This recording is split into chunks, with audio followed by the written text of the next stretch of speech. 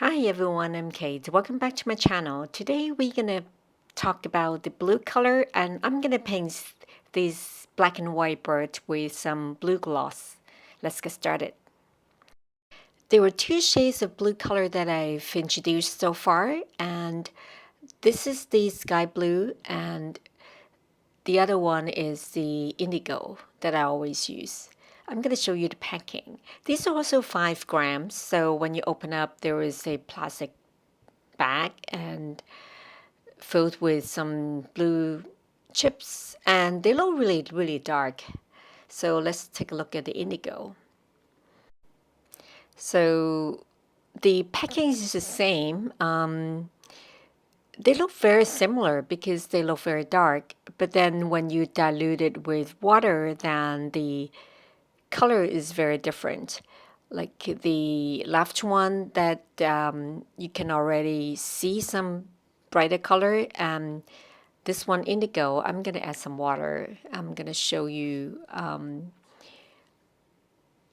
what it looks like. Here, the color started to come out. It looks more muted.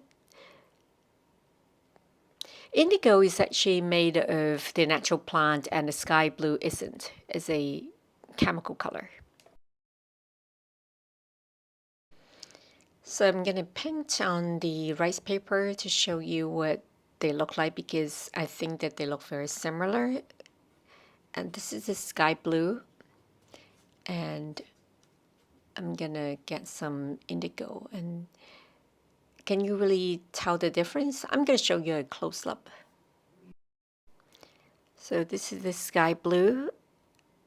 And the color is very bright and vibrant. And this is indigo. And it's more earth tone and natural. I'm going to start using ink to paint the back and the head of the magpie. There are patches of white on the chest and wings, which I found it appropriate for Chinese watercolor. In fact, we call it a bird of joy in Chinese. And for the bird, I'm not going to use any white color, so I'll just leave the white part blank. And then for the wings, I'm using the sky blue. The tails has a bit of green tone, and I'm mixing the green color with yellowed and sky blue. For the tree branches, I'm using just ink. The effect of a stroke depends on the amount of ink and water on your brush, the quality of the rice paper, and how you manage your stroke. Just keep trying.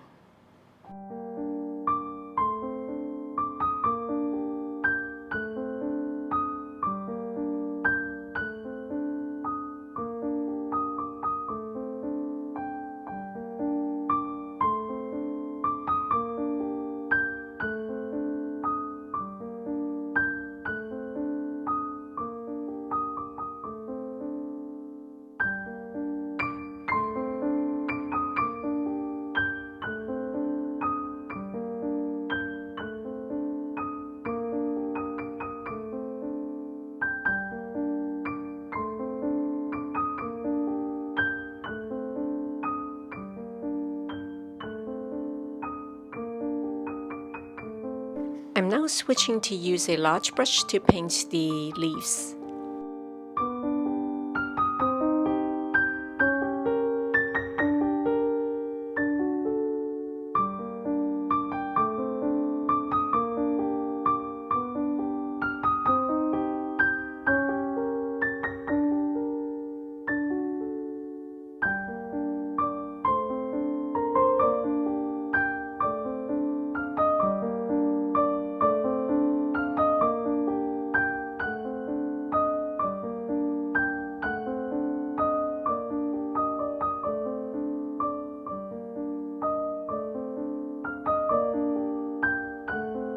For the berries, I'm using the indigo for the natural color. I like this indigo blue, which gives a muted and natural color. What I'm doing right now is to paint the berries in small clusters.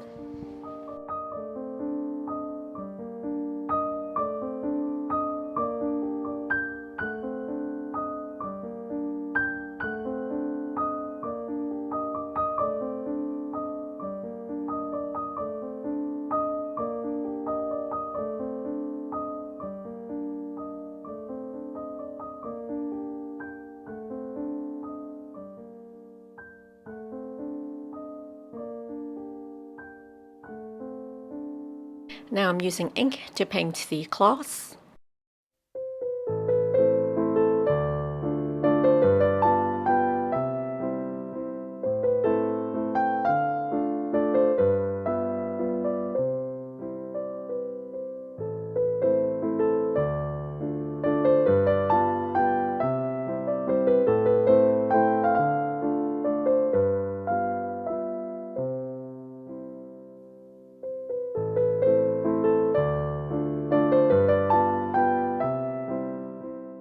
Now I'm using some dark ink to outline the veins of the leaves.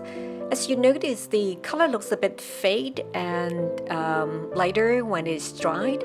So I'm painting some outlines to make it more dynamic. This is totally optional and it really depends on your brushstrokes of your leaves and the effects that you want.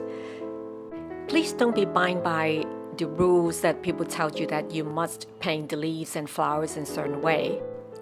Most of the paintings that you've seen in this channel so far are created by me, and of course I have some techniques and basic skills of Chinese painting, but there are a lot of things that I explore myself, so just go for it.